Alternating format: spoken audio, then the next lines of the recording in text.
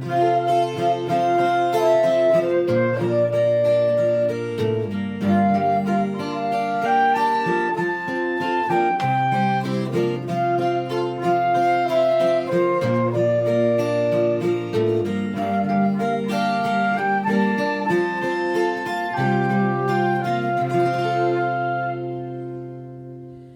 this is session 2 of what I'm calling encouragement, and today's session is We Belong.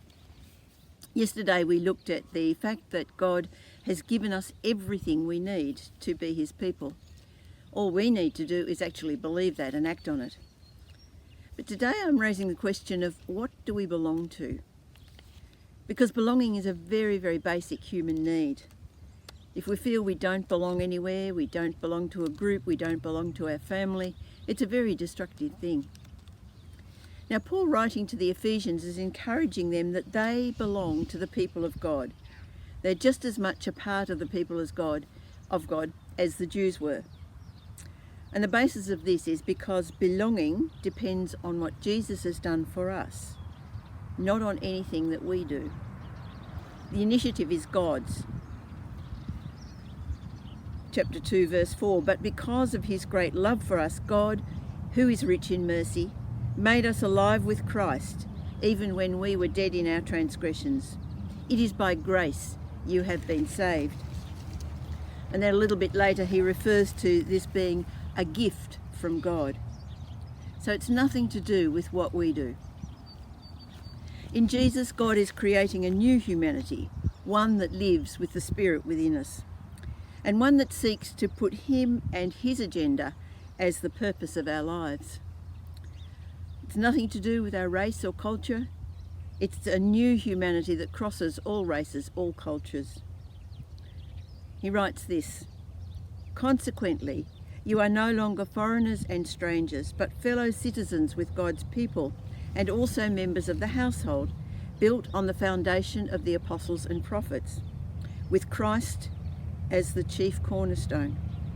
In him, the whole building is joined together and rises up to become a holy temple in the Lord.